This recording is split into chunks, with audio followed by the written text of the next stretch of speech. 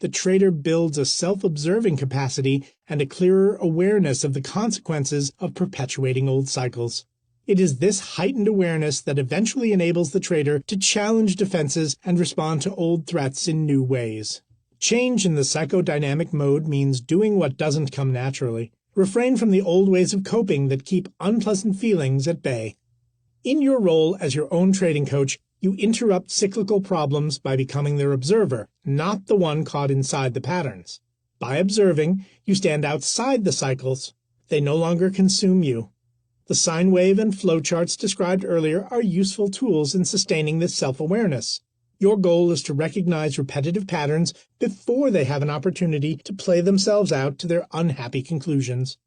One way of accomplishing this will form the basis for your next coaching task.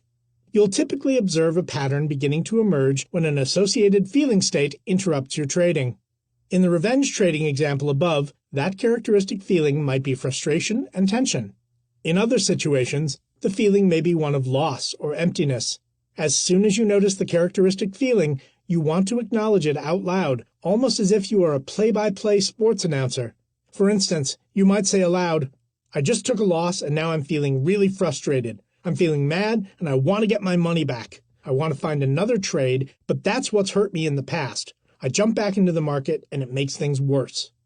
If you cannot invoke this self-observation aloud, perhaps because you're trading in a room with others, a psychological journal can accomplish the same function.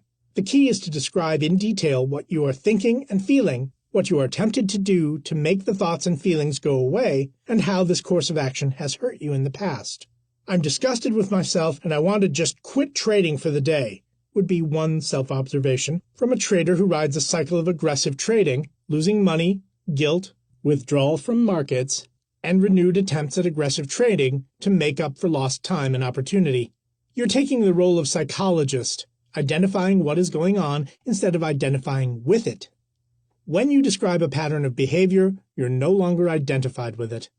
At this point, we're not concerned with changing the pattern. Rather, we're becoming more alert to its appearance and more aware of its manifestations and consequences. This can take days and even weeks of consistent effort as you sustain the stance of the self-observer. With this effort, it's inevitable that, at times, you'll interrupt the pattern entirely. You'll avoid the revenge trade or the over-aggressive trade. Before you do the right things, you'll stop doing the wrong ones. This builds a sense of mastery and self-control. You're starting to control the patterns instead of having them control you. Talking aloud and writing in journals by themselves will not rid you of overlearned behavior patterns, but they do provide you with options. Just by doing something different, even in small degree, such as placing much smaller revenge trades, you achieve a measure of control. One type of talking aloud to gain self-awareness is to actively remind yourself that what is going on in the present is not really the problem.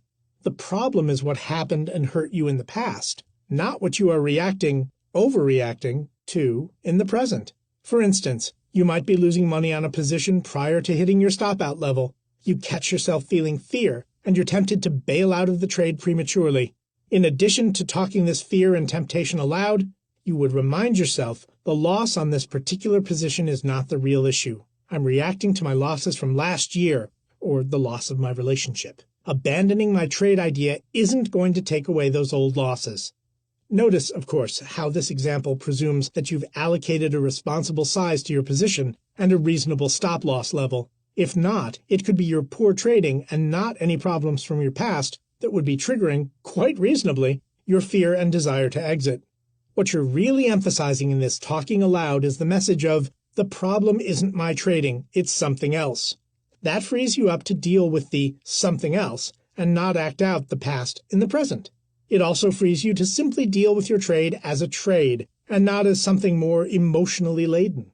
You'll know that you've made significant progress when you consistently catch your patterns as they unfold, maintaining the role of observer rather than passive participant.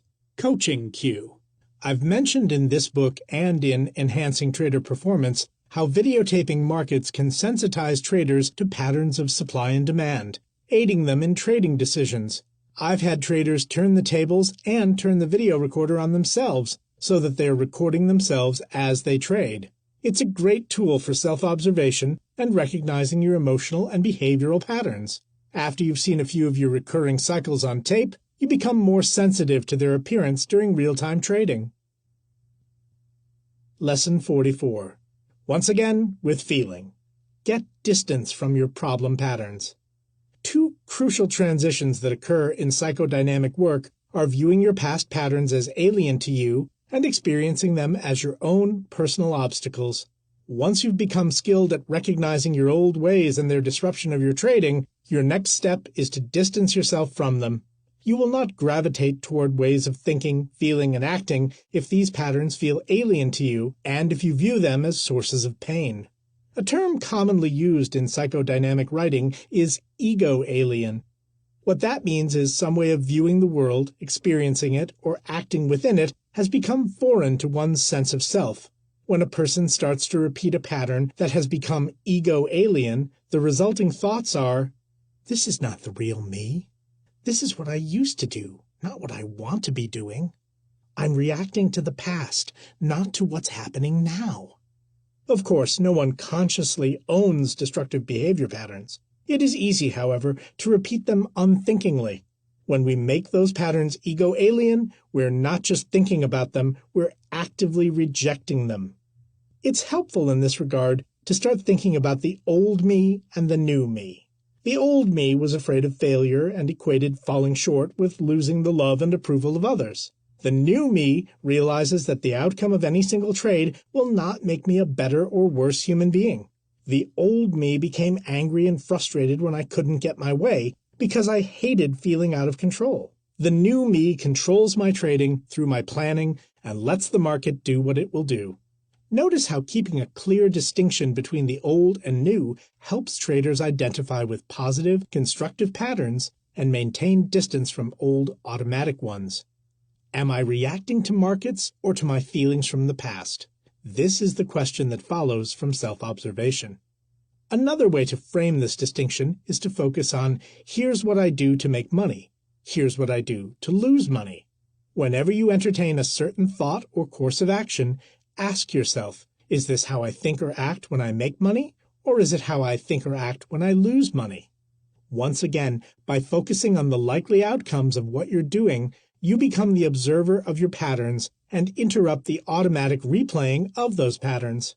As we saw earlier in discussing the costs of patterns, focusing on the consequences of destructive patterns from the past not only keeps those patterns alien, but also heightens your motivation to not repeat them.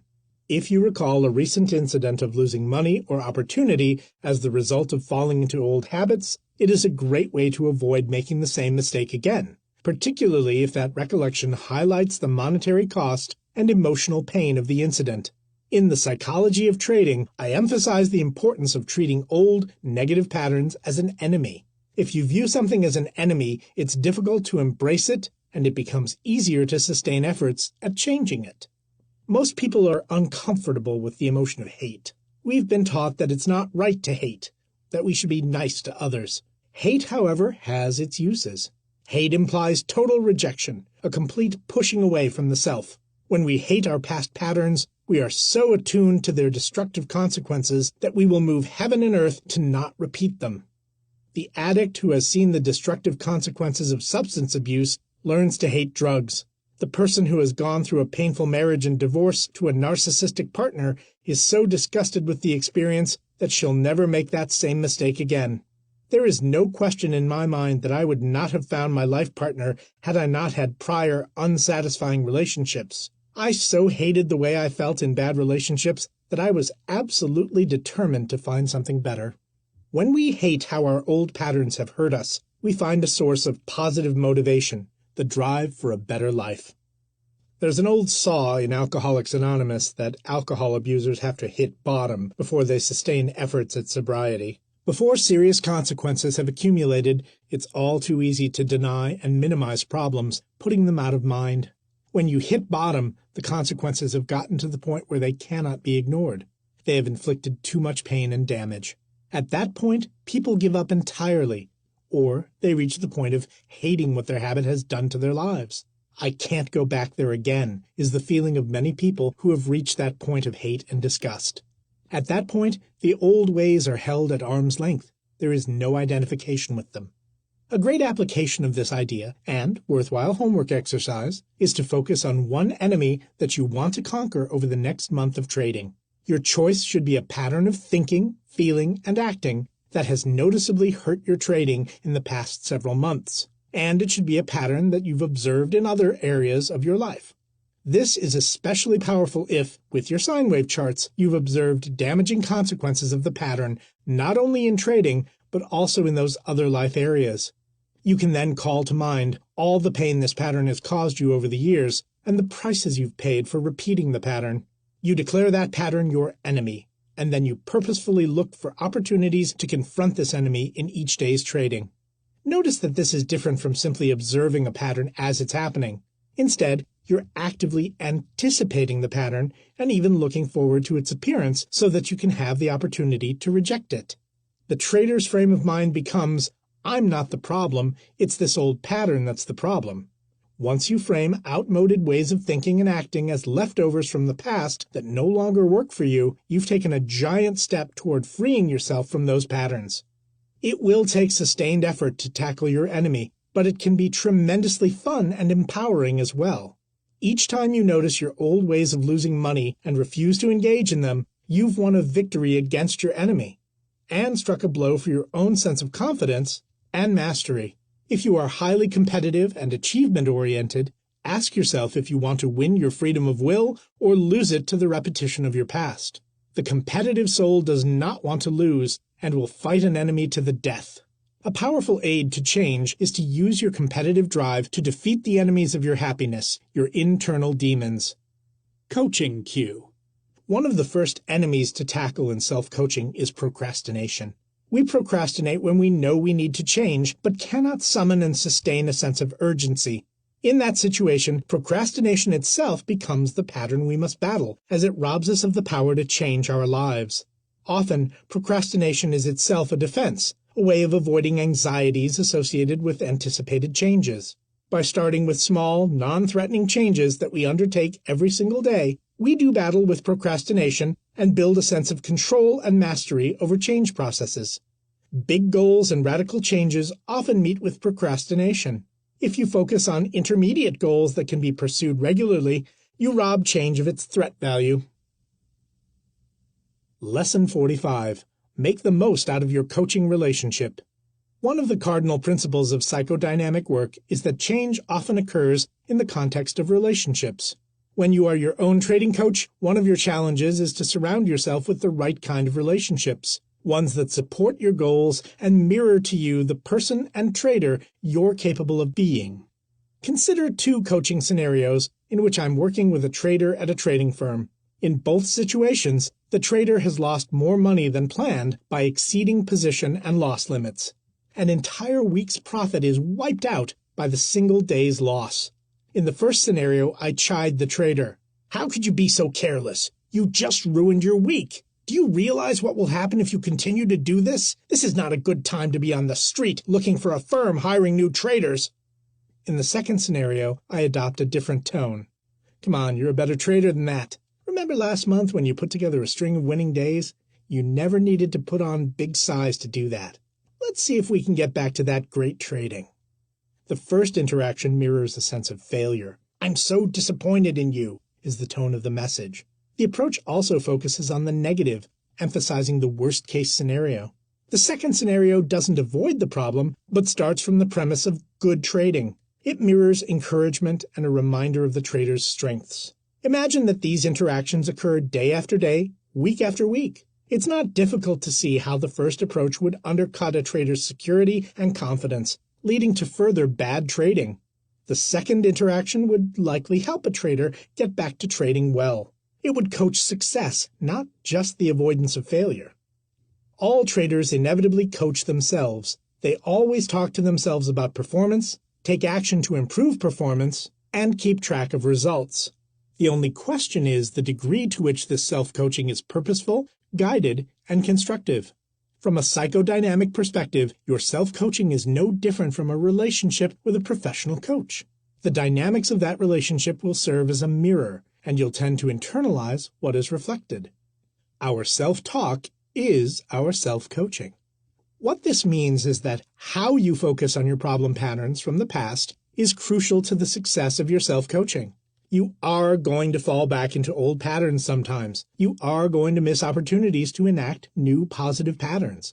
There will be occasions in which you work hard to avoid one pattern only to fall into another one. All of these situations can be discouraging and frustrating. Yet, as your own coach, you are tasked with the responsibility of maintaining a constructive relationship with you, your student. Comfort the afflicted and afflict the comfortable is the way I described my approach to working with people in the psychology of trading. It's not a bad formulation for coaching oneself. When you're afflicted, suffering, hurting, losing, you want to be your own best support. When you're winning, you want to be afflicting yourself by doubling down on your discipline, alert to any overconfidence that might allow old habits to re-enter your trade. A great exercise is to cull through your trading journal and examine the emotional tone of your writings. Do they sound like positive coaching communications? Or are they negative, frustrated, and blaming? Do they place equal emphasis on your progress and achievements? Or do they harp on what you didn't do right? The worst thing you can do as a trading coach is reenact old personal patterns by adopting the voice of a past figure who is part of the destructive cyclical conflicts that you're trying to move beyond. If you had a parent who was hostile and critical, one who couldn't be pleased, if you had a spouse who could not acknowledge your achievements, or a resentful sibling, you don't want to replay their voices in your own self-coaching. How you treat yourself may well be part of the very pattern you're trying to change. Working on your coaching voice is a great way to move that work forward. Perfectionism is often a hostile, rejecting set of self-communications that masquerades as a drive for achievement. One trader I work with actually talks to himself in the third person when he is in his self-coaching mode, reviewing his goals and performance in tape recordings that he then replays during breaks in the day. He might say, "Bill, today you need to be alert for your temptation to overtrade this market. That got you into trouble last week. We're coming up to a Fed announcement, and it's unlikely that the market is going to move much until that's out of the way. Let's make sure you do it right this week." Day after day, listening to messages such as this turns intentional coaching talk into internalized self-talk.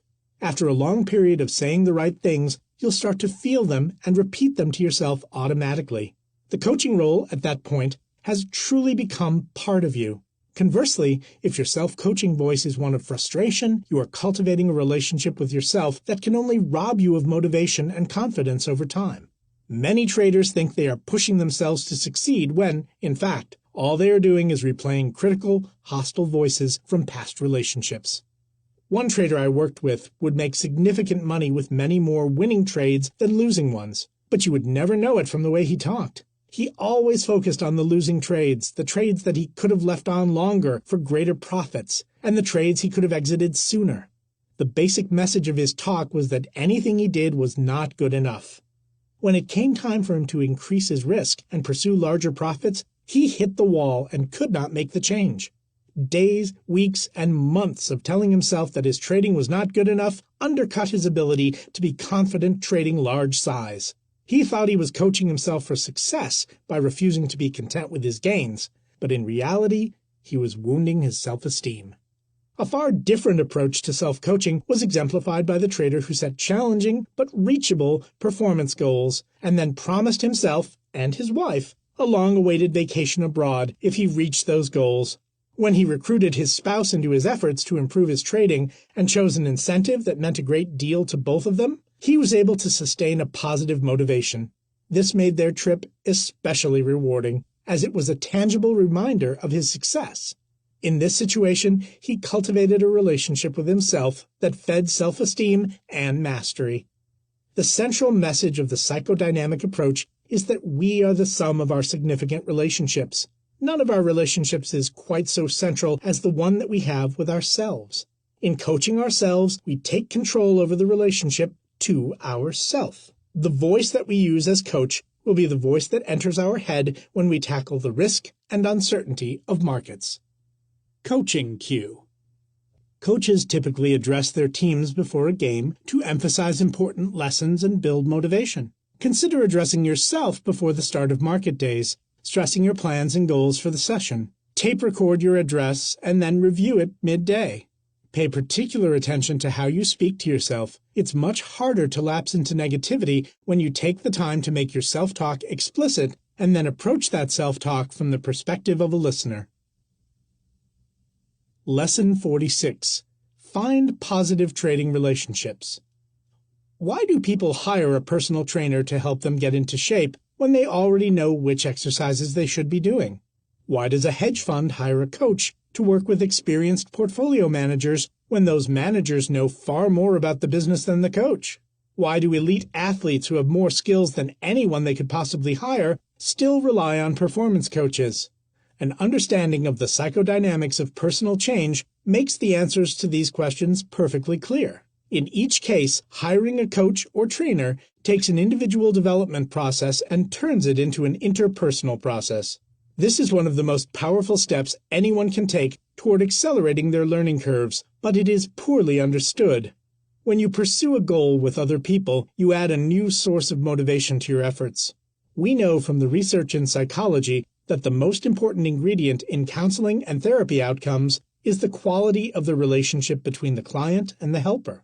This makes sense. When the helper is valued, the client wants to not only make changes for himself, but also for the counselor. You don't want to let down someone you value and who's working for you. If you decide to go to the gym every other day to work out and get into shape, it's easy to skip a day here or there. But if you make that commitment with a close friend, you won't want to disappoint that person. You're more likely to stick to your plans.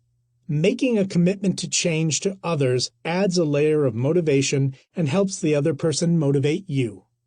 Bring another person into change efforts, and you will introduce a new source of mirroring. A good athletic trainer will provide you with feedback about how you're doing and will keep your motivation up, even as you seem to plateau in your efforts. One of the helpers at a diet center will help you track your weight loss, providing you with positive feedback when you're working the plan. Day after day, exposure to this encouragement makes it easier for you to generate your own encouraging self-talk. You become your own coach, in part, by internalizing the role of an actual helper. To achieve this benefit, it is not necessary that your mentor be professionally trained or that your relationship with them be a commercial one. Alcoholics Anonymous is a great example of a peer organization in which experienced members aid newcomers. The group meetings provide a supportive environment for change. The slogans and readings provide a shared set of beliefs and commitments, and the relationship with a sponsor provides the motivation of working with someone who cares about your life. The net effect is to mirror a new identity for the participant, an identity as a recovering person, not simply that of a failed addict. As a trading coach, I work hard to take money out of the equation with the traders and portfolio managers I work with. I routinely receive phone calls and email from traders who update me on their progress. I wouldn't think of billing for that. That's not because I'm an altruist. It's because I want to emphasize that this isn't simply about the money. I want no impediments to a trader calling me, and I want the trader calling me because I care about what happens to them, not because I want to generate a billing. For me, it's about the relationship and doing everything I can to aid the trader's happiness and success, and my hope is that it becomes that way for the traders as well. Frequently, my motivation to see the trader succeed carries him through the rocky periods of self-doubt. It's easier for me to see his strengths than it is for him at such times. A good coach is one who never loses sight of the best within you. As your own trading coach, you don't need to hire someone like me in order to make meaningful change or to extend your change efforts to an interpersonal context. Rather, you can maximize your efforts at self-development by creating your own performance team, a group of like-minded, mutually concerned peers who help each other. If I were going into full-time trading, one of my first steps would be to scour blog comments, forum postings, conference attendees, and similar gatherings of traders to find people who trade my markets and take trading seriously. I wouldn't need clones, just traders who are compatible with me in their trading instruments and timeframes. I would then reach out to form what I call virtual trading groups, a group of peers who trade their own capital but freely share ideas and help one another. The group would have to be chosen carefully, and all participants would have to share their trade ideas and trading results completely freely. In such an environment, the group members could cross-fertilize each other's views, support one another during difficult periods, and learn from one another. A particularly valuable function within such a group would be peer mentoring, similar to the mutual assistance within Alcoholics Anonymous. StockTicker, www.stockticker.com, has been active in facilitating trading groups and communities with an eye toward improving performance. Even if you just find one or two supportive peers to share ideas and results with, you've taken an important step to create a fresh, interpersonal context for the changes you're trying to make. If you choose your peers wisely, they will challenge you, support you, learn from you, and teach you. Because you value them and don't want to let them down, you'll be more likely to stick to your preparation, discipline, and goals. A little appreciated piece of psychological wisdom is to find social contexts to be the person, trader, you want to be. Over time, the feedback and responses from others will mirror the best of you to you, and that ideal self will become an increasing part of you. When you're your own trading coach, you don't need to do everything yourself. A cardinal principle underlying the psychodynamic framework is that the best changes are the result of powerful, emotional relationship experiences. Your assignment is to find just one person to be part of your team, someone whose developmental efforts you can support, and someone who will support your own. Out of that relationship may spring many more, a network of dedicated professionals mentoring and motivating each other. When you turn trading into a relationship experience, you gain role models, become a role model, learn from others, and benefit from teaching others. You add fresh ways to experience your strengths, even as you build on them. Coaching Queue. Online trading rooms are excellent venues for meeting like-minded traders, and they can be powerful learning tools. Several long-standing ones are Linda Bradford Rashke's trading room, which emphasizes technical trading across multiple markets, www.lbrgroup.com, the market profile-oriented Institute of Auction Market Theory room run by Bill Duryea, www.instituteofauctionmarkettheory.com, and the trading room run by John Carter and Hubert Centers, www.tradethemarkets.com.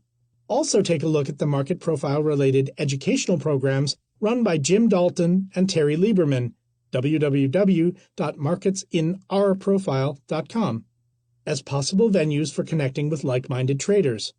Two well-known trading forums are Elite Trader, www.elitetrader.com, and Trade to Win, www.trade2win.com. Both can be ways of sharing information with other traders and connecting with peers. For those developing trading systems, the community that has developed around the TradeStation platform, www.tradestation.com, is worth checking out. Indeed, if you have a favorite trading platform or application, connecting with others who are using the same tools can be quite valuable. Market Delta, www.marketdelta.com, runs educational programs for users and maintains a web presence for users, as does Trade Ideas, www.tradeideas.com. These are two trading applications I've found useful. Lesson 47. Tolerate discomfort.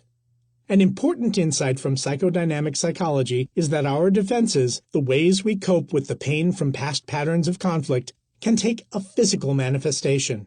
Consider a trader who is caught in a losing position. He watches, tick after tick, as the trade grinds against him. Gradually, he becomes tenser. He hunches over the screen, tightens his neck and forehead muscles, and grips his mouse tightly. This physical tension can be seen as a defensive strategy. This strategy cuts off other, threatening physical and emotional experiences. Perhaps the trader would love to yell and curse, but is afraid to lose control. Perhaps the trader just wants to cry, saddened by a series of needless losses. Not wanting to seem weak, he holds back the tears with his tension. There are many other physical manifestations of defense. Consider the trader who is conflicted about acting on a well-researched trading signal. As his anxiety mounts, he tells himself that the market is too uncertain, and he walks away from the screen, only to find that his signal was valid after all. His avoidant defense, leaving the situation, temporarily diffuses his nervousness, but it also keeps him from figuring markets out and acting on opportunity. Still another physical defense occurs when traders act out of frustration, pounding a table, throwing their mouse, or cursing loudly and blaming unseen others for their losses.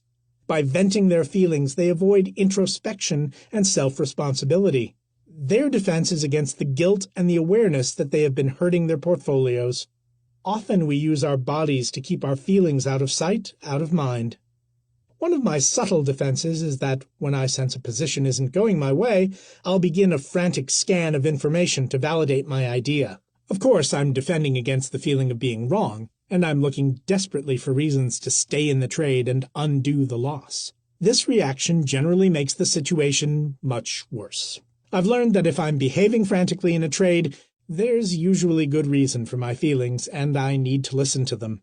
Recall that in psychodynamic theory, defenses are coping strategies that protect us from the emotional pain of past conflicts. One of the most basic defenses is repression, keeping thoughts, feelings, and memories out of conscious awareness so that they cannot trouble us. The problem with repression, of course, is that a conflict repressed is a conflict that remains unresolved. We can't overcome something if we remain unaware of its presence. Many traders use their bodies to repress their minds. Their physical tension binds them, restricting the physical and emotional expression of feelings.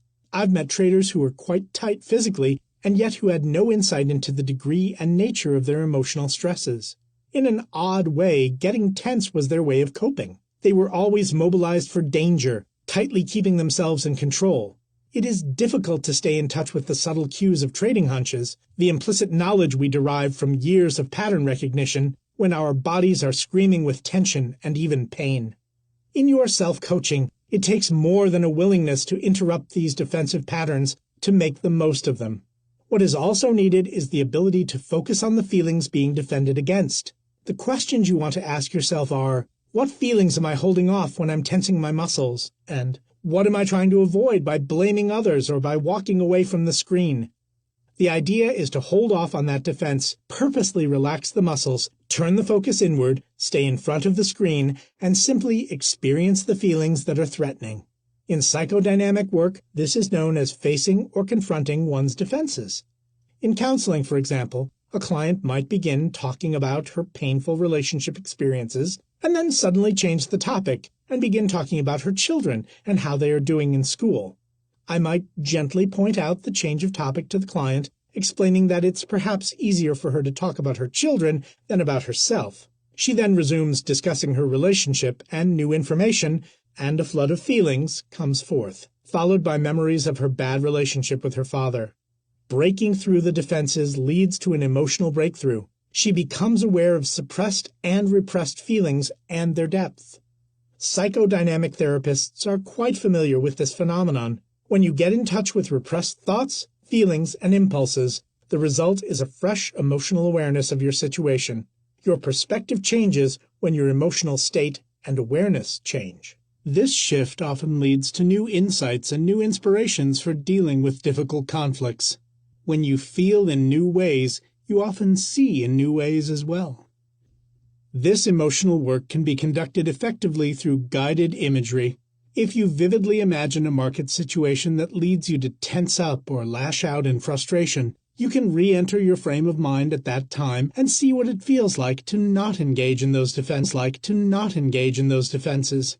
Very often, a different set of feelings will emerge in the situation, ones that you hadn't been aware of. For example, when you refuse to shout and blame others, you may find that you feel saddened for yourself, pained at your losses. This frees you to address the pain and support yourself rather than bury the feelings beneath a show of anger.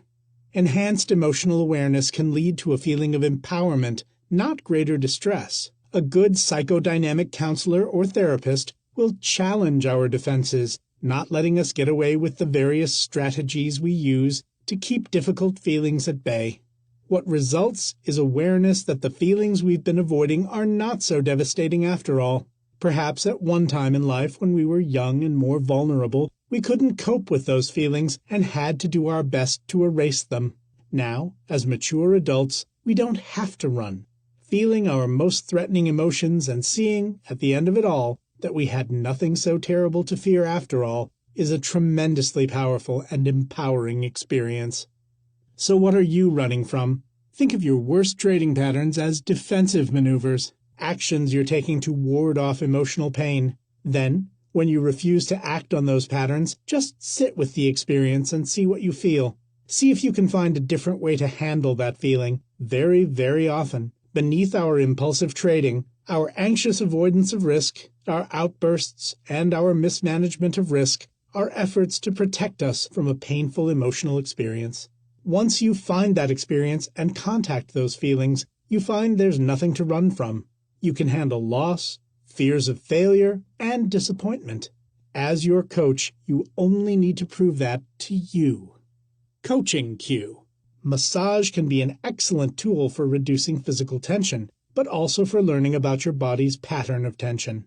When you become more aware of your body, you can catch yourself tensing muscles and restricting your breathing, and then make conscious efforts to relax. When you relax in this manner by loosening muscles and deepening breathing, you are opening yourself to emotional experience and new ways of handling your feelings. Lesson 48. Master Transference. When I was in graduate school, I entered psychoanalytic therapy during my internship year in New York. The therapist's office was in his home in a typical Manhattan high-rise. Many of the issues I wanted to work on pertained to rebellion against authority, a pattern that appeared in various work and school settings. I generally tried to please those who supervised me. If I couldn't win their approval, I became quite rebellious. I particularly did not like the feeling of being controlled by others. If there was a hint of coercion in a working relationship, I pushed back, sometimes quite hard. When I arrived at my therapist's office, I noticed that the keys had been left in the door. I pocketed the keys, knocked on the door, met my therapist, and began the session. A few minutes into the session, the therapist's wife, mortified to interrupt our session, entered the office to ask her husband if he had the house keys. I reached into my pocket, smiled at her, and handed them over with a wink. Not a bad start for a first session. Well, you don't have to be a Freudian to have a field day with my therapy session, even apart from the sexual symbolism of the keys. I had the keys, and I had control. When the wife needed something, I was the one to give it to her. To my therapist's everlasting credit, he responded very well to the situation, didn't get defensive, but also didn't ignore the matter.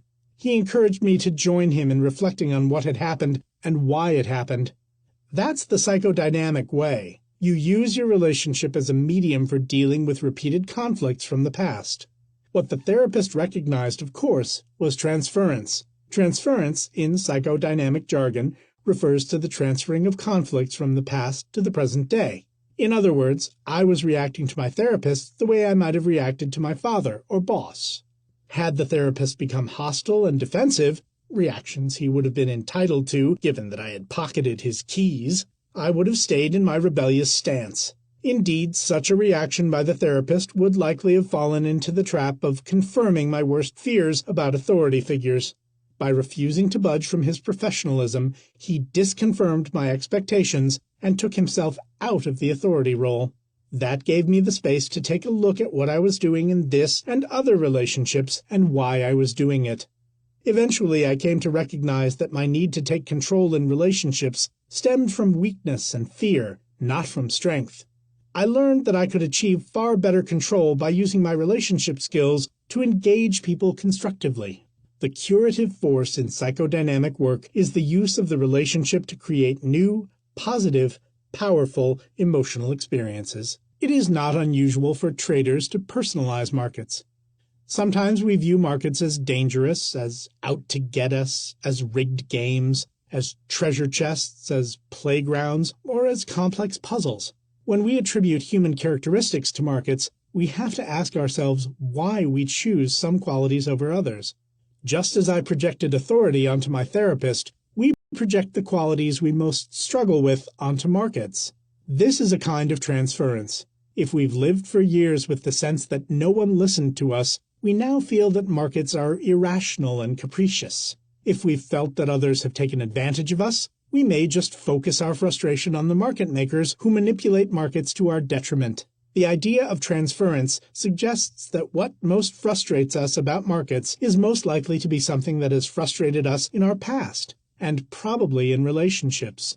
In a very important sense, we have relationships to the markets we trade, and it's not unusual for us to imbue those relationships with the same qualities that bedevil our personal relationships.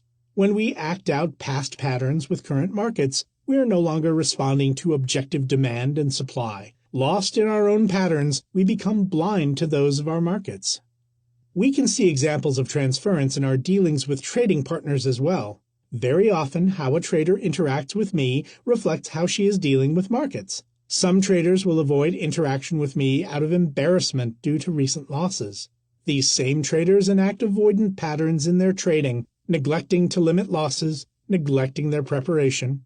Other traders take a helpless stance with me during coaching, almost begging to be spoon-fed answers rather than trying methods out for themselves. These same traders become passive in difficult markets, giving up readily, displaying little resilience after normal losses. One advantage of sharing your trading with a peer mentor or a group of like-minded traders is that you can monitor how you engage them and how they deal with you. Not infrequently, the patterns that show up in your dealings with traders will reflect the patterns you need to work on in your trading. Patterns of overconfidence, avoidance, rationalization all come out in our social interactions. Your greatest shortcomings in dealing with relationships will find expression in markets. How do you view the markets you trade? What do you say about markets when you're most upset about trading? If you were to draw a picture of your markets or describe them to a non-trader, how would you depict them? A worthwhile assignment is to review your journal and track your self-talk for anything you might say to personalize markets and trading. As your own trading coach, you have the ability to create your own trading experiences. By controlling your risk exposure, executing trades only when there is a favorable reward-to-risk ratio, and limiting your setups to clear, tested patterns, you have the opportunity to create trading experiences that don't follow the transference script, much as my therapist refused to accept the role I had cast for him. If your problem is handling frustration, your challenge is to create manageable frustrations in how you approach markets. If your pattern is escapism, your task is to find safe ways of staying in trades in accordance with plans. Create trading experiences in which you can safely face your fears and constructively give voice to frustrations. That experience provides new endings to old scripts. When we project hated qualities onto markets, we divide ourselves. Part of us fights the trading process, and part of us tries to stay absorbed in it. Thus distracted and divided, we are less able to pick up on market patterns and shifts among those. There's a saying traders use, "Let the market come to you." What that implies is that you should approach markets with an open mind, processing patterns as they unfold. This means being free of projections, free of conflicts that we transfer to our trading. By tracking how you talk to markets and about them, you can step back from those repetitive themes and truly let markets come to you. Coaching cue. You can see from the foregoing discussion why it is so important psychologically to reduce your trading size and risk when you are experiencing trading difficulties. This provides a safe context for trying out new ideas and tweaking your methods so that you can face market problems directly and constructively rather than respond with defensiveness. When we make our trading more planned and rule-governed, we create experiences of control. When we reduce risk, we create experiences of safety.